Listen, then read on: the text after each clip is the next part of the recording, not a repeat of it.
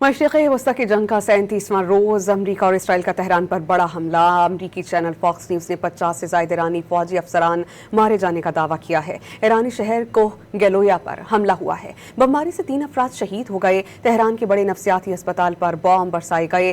फारिस सूबे में एम्बुलेंस को टारगेट किया गया।